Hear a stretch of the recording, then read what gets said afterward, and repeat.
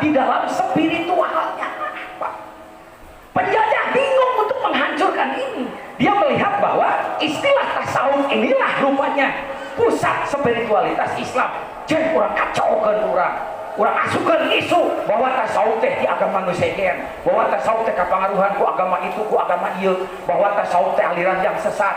Maka melaranglah kitab-kitab bahwa tasawuf itu membenci dunia, karena dunia itu ibarat bangkai. Barang siapa yang mencari dunia maka dia adalah anjing. Kenapa? Karena anjinglah yang suka bangkai. Ditulis ajaran-ajaran seperti itu, dipecah belah, akhirnya orang jadi antipati terhadap tasawuf. Kacaulah itu sampai abad keberapa itu. Yang kedua, tasawuf ini sebagai ajaran yang saripatinya diambil dari akhlak Rasulullah, kemudian dirumuskan. Kemudian ingat, dalam bahasan kemarin semua ilmu itu bid'ah karena dirumuskan kemudian. Zaman Rasulullah ilmu usul fikih, ilmu mustalahul hadis, ilmu tafsir, Quran fikih juga sama. Nah, hari fikih tadi dibid'ahkeun, hari tasawuf dibid'ahkeun. Tetapi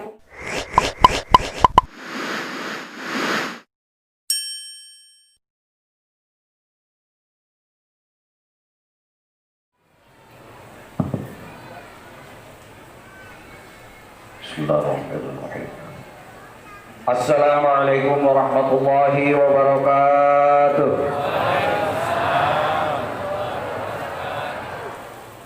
Bismillah, alhamdulillah, salatu wassalamu ala rasulillah wa ala alihi wa sahbihi wa mawalah. La hawla wa la quwata illa billah wa ba'du. Ilahi anta maqsudi wa ridhaka matlubi a'tini mahabbataka wa ma'rifataka. Allahumma faqihni fid dini wa alimil hikmata wa ta'wila. Allahumma ja'alni fasahatan lisani wa balaghatan fil kalam. Allahumma dzakirna minhu ma nasina wa 'alimna minhu ma jahilna. Rabbana ftah bainana wa baina qaumina bil haqqi wa anta khairul fatihin. Amin ya Allah ya rabbal alamin. Ashabal fadilah wa al-silsilah Thariqah Qadiriyah wa Naqsabandiyah Ma'had Suralaya, Abah Sepuh Abah Anom, Al-Fatihah.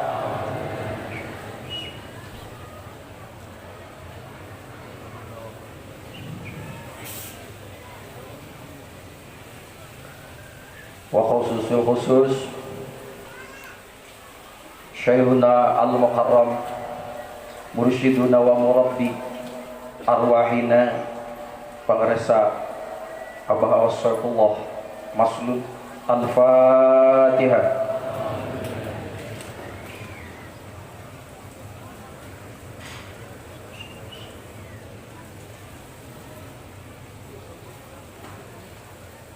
Al-Mukarramun yang Allah muliakan, para wakil talqin khusus, pembantu khusus, pengeresa Abah Jagat, kita doakan semoga beliau senantiasa diberi kekuatan lahir dan batin, amin. Para calon penghuni surga, amin. Saya sebut calon karena kita masih ngontrak di sini, ngontrak rumah, ngontrak badan dan lain-lain. Sebelum kita terserang penyakit pengajian, banyak penyakit pengajian, TNTCR, nunutan, tungkul, cena cangkel, RT itu tuh recet. TCR deh penyakit pengajian. Hariwang, males, baiklah dak kadenge asur pokoknya. Urang ngadoa heula ka Allah, mudah-mudahan urang dihindarkeun tina eta penyakit. Engke ieu doa sakaligus diijazahkeun ngan kudu apal. Di mana engke aya manakiban, aya ngaji, aya hikmat ilmiah, narunutan baca doa ieu. Sok sasarengan sareng simkuring. Bismillahirrahmanirrahim.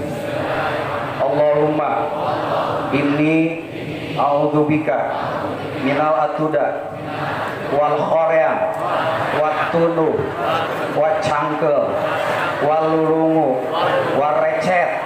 Amin amin amin. Apa? Awas munut teh. Oh, cara kapan?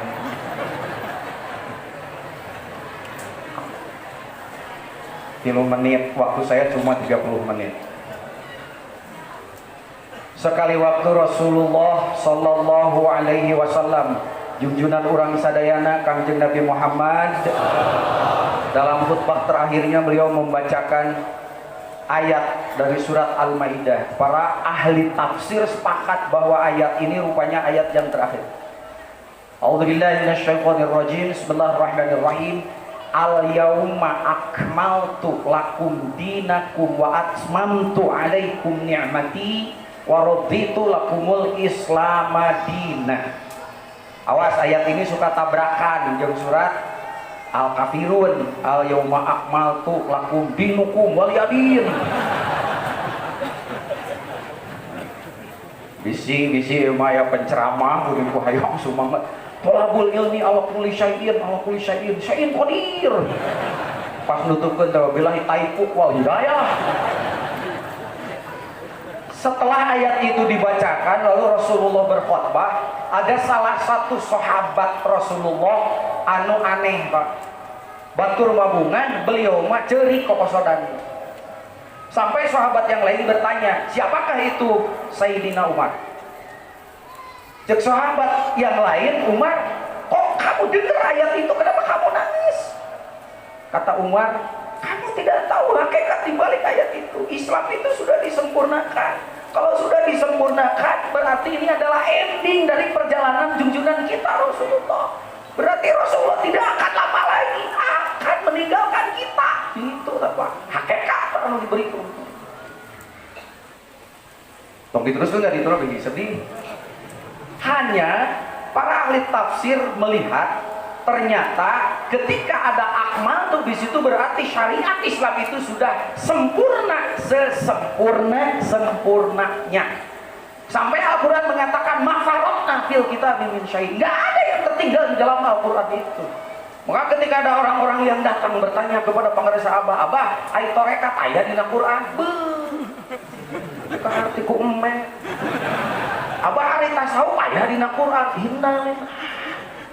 Teu maca mafarotna. Mun nyuk lauk mah lain laukna nu teu beunang. Nah, lamitna cara.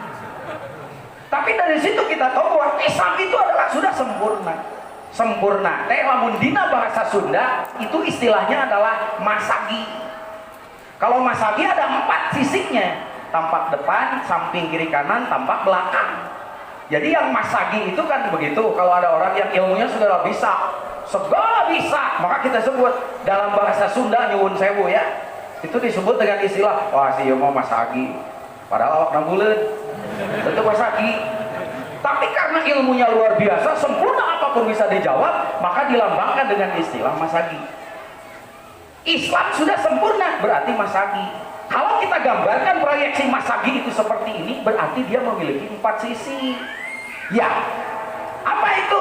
Syariat, tarekat, hakikat, udhulu fisilmi kafah. Itu maksudnya. Kalau kamu mau melihat kafahnya Islam, ambil keempat-empatnya, baru itu syumulul Islam. Syariat, tarekat, hakikat, ma'rifat. Pak Kiai gini aya nu sok nyebut syariat, tarekat, makrifat, hakikat yang di ujung, nggak apa-apa, beda paradigma. Buka Sirul Asror, kalau Sirul Asror itu menempatkan makrifat itu nomor 3, hakikat yang terakhir, karena hakikat itu adalah puncak segalanya. Jelas? Tapi kalau misalnya ada yang menempatkan sekarang bahwa hakikat itu adalah di akhir, ya berarti Sirul Asror. Tapi ada yang menempatkan makrifat yang di akhir, syariat, tarekat, hakikat, makrifat. Itu paradigma lain, sama saja, hanya beda menempatkan. Yang satu menempatkan makrifat dengan hakikat itu, makrifat ditempatkan sebagai hal, sedangkan hakikat makom. Apa itu hal dan makom? Engke deui we matak sing mineng subahna tadi. Jadi kalau kita melihat seperti itu, makanya syariat, tarekat, ma'rifat, hakikat itu satu kesatuan. Itulah Islam yang kafah. Udkhulu fisilmi kafah. Itu maksudnya. Dalam ceramah kamari nulila teuing dia mendingan naon. Loh, itu sepanjang sejarah baru terjadi. Itu geuning nafsu mah nya ternyata yang ngejelaskan lebih jelas malah jadi itu lebih jelas. Ngeri nafsu itu. Saya hanya ingin membuktikan si goreng nafsu mah nempel dalam segala hal. Dina ceramah nempel, dina sodakoh nempel, dina subah nempel, dina sodakoh tapi kusi disebutkan nempel si eta mah. Mantak mesok sering tumpul tempel si eta si. Halo? Halo? Syariat itu kan kemarin sudah dibilang itu penting. Kalau orang tidak bersyariat maka fitrah ubudiyahnya itu tidak ada. Nah bedanya jeung sato. Tapi di balik syariat pasti ada hakikatnya. Hakikat itu apa? Hakikat itu tujuan dan rahasia daripada syariat. Seluruh ibadah syariat pasti ada rahasianya. Itu yang harus diambil. Jadi kalau syariat ditempatkan di awal, hakikat di akhir, berarti paradigmanya Kangjeng Syekh. Berarti syariat, torekat, ma'rifat, hakikat. Itu Kangjeng Syekh. Lihat Sirrul Asror. Hanya orang tidak akan sampai ke hakikat, Pak. Kalau tidak ada jalan dan caranya. Cara itulah yang disebut dengan metode, langkah, SOP. Bahasa Arabnya disebut dengan torik. Jadi torikot itu metode atau jangan main-main dengan cara. Cara itulah yang mahal, Pak. Selama ini kita hanya menerima barang jadi. Contohnya naon, bala-bala. Beda juga kicep gorengan hukul. Panu kicep gorengan mah kieu dalam bating kolesterol. Halo. Halo. Beda, Pak. Bala-bala itu akan jadi bala-bala kalau mengikuti cara yang benar. Bahannya sama, cara ngolahnya sama, tapi ada satu langkah di akhir yang keliru. Pi bala-balaeun kuduna digoreng, ku bapak dipais. Jadi naon? Maknya pais bala-bala samain. Itu mahalnya torekat. Cara itu mahal. Sok ayeuna kiai ceramah, sabar, tawakal, juhud, tapi apa? Siap kumaha eta nu kudu ditanya. Jelas? Tong emprak kabeh sedang repot. Oh, sudah menikah torekat. Paling ada pertanyaan. Ini masih ada di kalangan kita. Ajengan apa bedanya tasawuf jeung torekat? Tasawuf itu adalah nama untuk sebuah disiplin ilmu yang dirumuskan kemudian kira-kira abad kedua Hijriah. Tapi perilaku tasawuf itulah yang melekat dalam pribadi dan sariring-riring dumadi sarekat seperti pola Rasulullah. Itulah akhlak Rasul. Zuhud, waro, tawakal, sabar, itu akhlak Rasulullah. Sudah ada ngancam ngaranan gitu. Dan seluruh resultansinya itu hanya untuk satu, mempertahankan kesucian jiwa.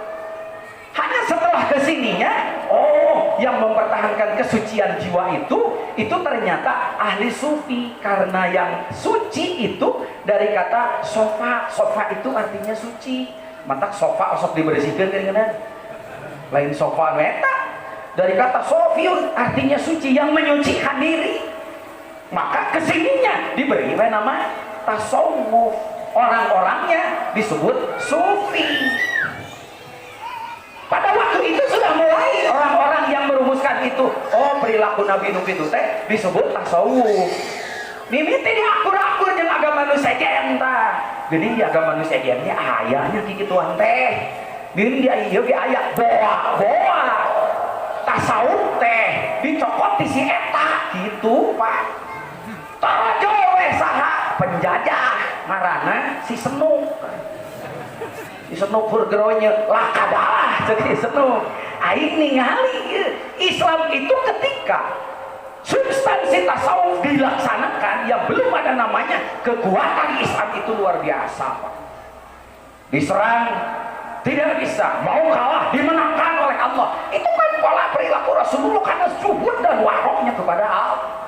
Sehingga pertolongan Allah selalu datang. Itu kekuatan Islam. Sehingga penjajah itu sulit untuk menghancurkan Islam di mana-mana, apalagi zaman Khalifah Umar. Nanti saya cerita tentang kekhalifahan.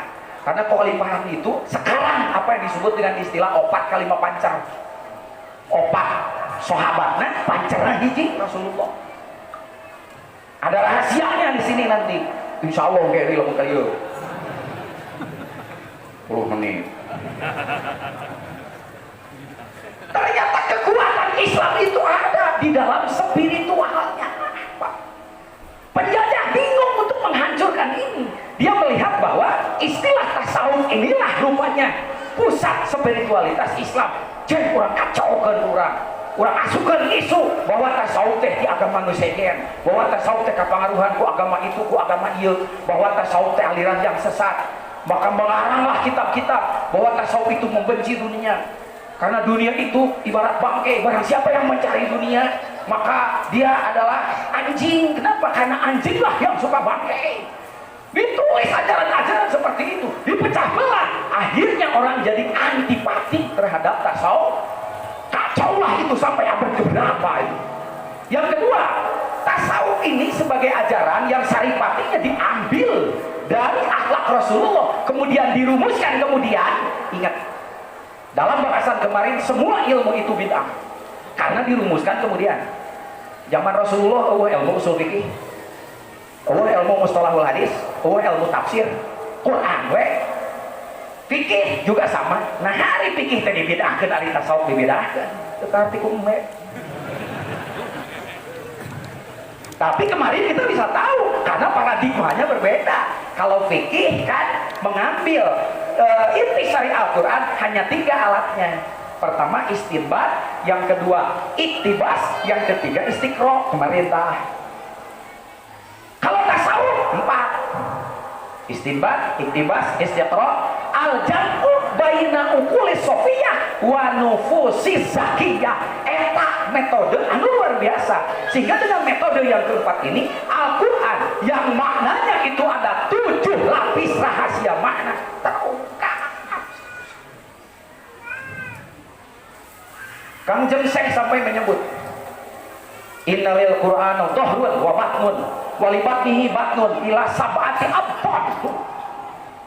Kata Tuan Syekh, Al-Quran itu maknanya dalam sampai ada 7 lapis. Yang berlapis-lapis inilah kata Rasulullah, kalau aku ungkapkan makna rahasia ini, niscaya aku akan dikejar-kejar untuk membunuhnya. Makna apa itu? Itulah makna hakikat. Ngan hadis eta torojo ke ahli qiraat. Jadi sab'atu abton bukan 7 lapis mana kayak Quran, tapi tanya 7 qiraah. Salah itu. Udah orang mah bodoh-bodoh aja. Jelas. Nah, makna-makna batin ini yang disaup oleh maha guru kita. Sehingga ketika makna Al-Quran itu diungkap makna batinnya, panoban ngalieur jelema teh. Saya sudah ngaji ke Sirna Rasa, begitu ke harti di Sirna Rasa. Lain teu ka harti, melegu buka kacamatanan. Maha guru itu bicaranya di dimensi mana? Kan itu. Karena ada dimensi syariat, ada dimensi hakikat. Nah, sholat. Dimensi syariat kan hanya gerakan, tapi dimensi hakikatnya dari kata sholat. Sholat artinya nyambung. Apa maknanya gerakan dibalik ini yang disebut takbiratul ihram? Takbiratul ihram itu takbir yang mengharamkan. Artinya secara syariat setelah takbir ini haram ada gerakan lain selain gerakan sholat. Tapi disebut takbiratul ihram. Tapi secara hakikat takbiratul ihram itu lihat ayat Al-Quran, aqimis sholat dari dzikri, dirikanlah sholat untuk dzikir, untuk mengingatku. Maka setelah takbiratul ihram secara hakikat haram mengingat selain Allah di dalam fikih. Yo aing geus sholat takbiratul ihram na dikamanakeun pan disang-sangkeun dina pojit di dina beuteung.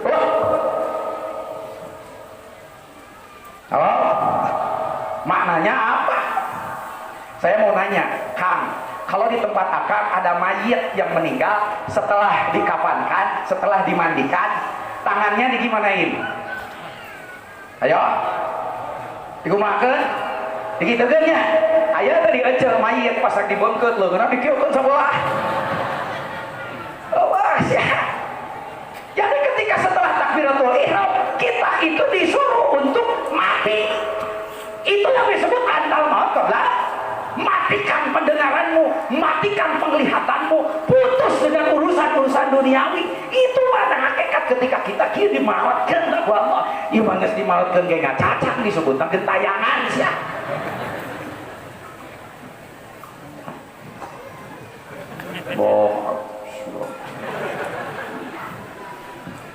kayak gertahiyat aya nu telepon kring cokot heula HP mah gantian kudu ieu heuy bagus teu aya hakikatna encan dina salat teh aya ada dua gerakan syariat dan gerakan hakikat. Gerakan syariat disebutnya adalah bahwa sholat itu mengandung wujudul iktibar. Ada yang disebut dengan wujud malakuti dan wujud iktibari. Was hakikat sholat tak? Nah, itu wujud iktibari eta adeg-adeganana nu kudu sah cepiki.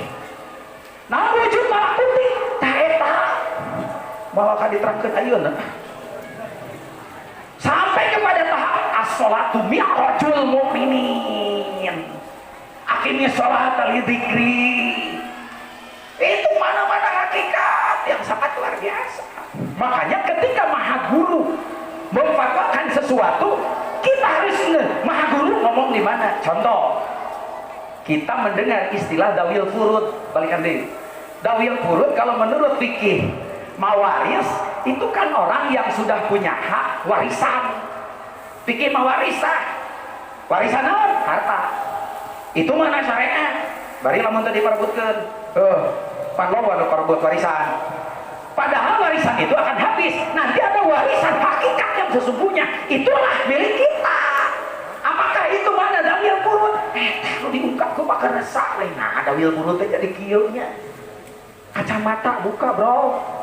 Guys,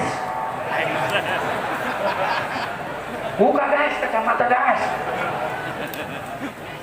Pan aya tukang ahli hakikat Pak, dia tahu bahwa orang itu melihat tergantung kacamata. Mun kitu cek tukang nu ahli makrifat ye teu bisa nyatu. Nah, salah musuh malono, jukut katingali konek kabeh. Lompat ka mana? Apanya lu? Meuli naon? Meuli kacamata plastik. Nu kumaha? Nu hejo. Mekna ka dieu. Cauta. Mekna 5 di kacamata hejoan kabeh. Dipeungkeun, dilepaskeun. Padahal we cukup nu koneng geus eta. Kadea di silorong boncon ngomong gitu. Dawil furud, Pak. Yang kedua, ara'aital ladzi yukadzibu biddin fadzalikal ladzi yad'ul yatim. Pernahkah kamu melihat orang yang suka mendustakan agama? Siapakah itu? Fadzalikal ladzi yad'u, itulah orang yang membiarkan anak yatim. Ai di urang mah anak yatim teh nu teu boga bapa. Teuing nu teu puguh bapana teh kumaha? Halo? Teuing we sililin es cendol, dagang kalapa di karungan, tos ulin pakongan ngejendol indung bapa harungan teh. Selama ini yang kita tahu yang namanya yatim itu. Malu aku membuka satu lapisan mana? Eta gegenya. Orang yang yatim itu yang tidak punya bapak, bukan bapak biologis, bapak spiritual. Siapakah itu? Orang yang belum punya mursyid, yatim, siapa tir?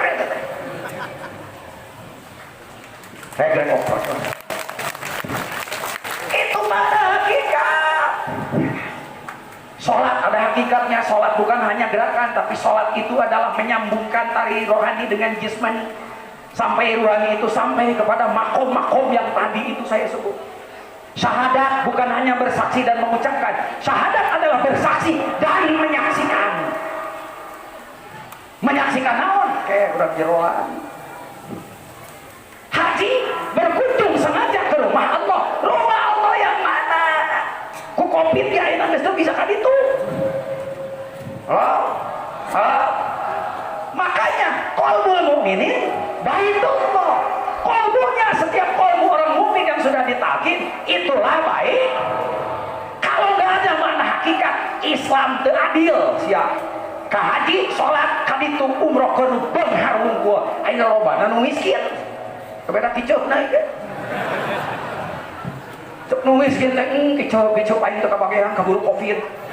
Batasan di usia 60 tahun aki-aki teh geus moal kabagean deui wae. Itu hebatnya hakikat.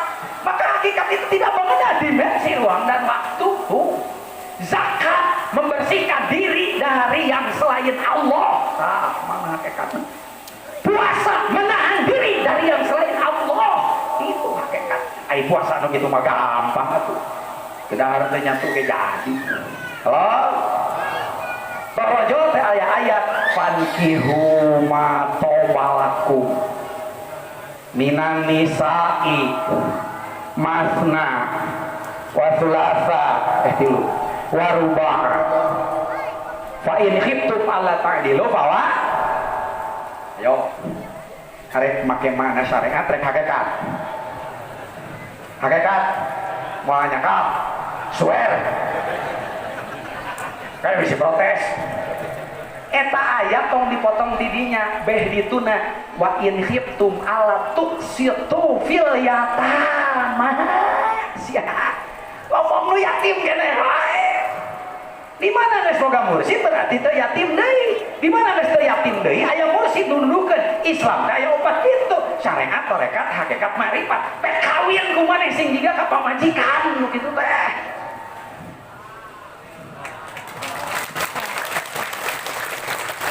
Kapal majikan di nana di nene di kekepan dogelis capernik nok neng beh nol nerkom jelet tuh timut nang irut jeletet kelet namelet ya ungku-ungkungan terang jaman terangan haris kejeler pae waos belah bumantu pamenteung daun seureum pereudeuina oge matak deudeuh pokona geulis beh nol nerkom jiga merenung hayo we mana syariat tungtung teh yang nyandung lain itu ada mana hakikatnya kepada Islam yang empat itu kalau bisa fankihu ma tobalakum minan nisa'i masna syariat dengan hak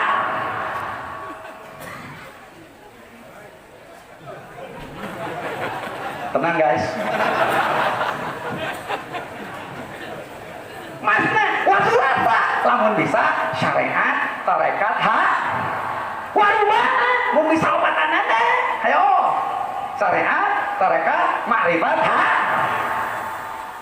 paling itu malah tadi malailah kan lamun teu bisa adil cekal we dalam hiji sia naon tarekat panggihkeun nya mata dina tarekat ngan sing istiqomah wa ala wistaqomu ala tariqati lain wa ala wistaqomu ala syariati tuh wa ala wistaqomu ala ma'rifati nah hamba tarekat dalam tarekat anu bener muhakikin fikihna pasti jago tasawufna pasti jago tuh gas jadi nyandung teh ayeuna tapi terang deh kayak dia arek kita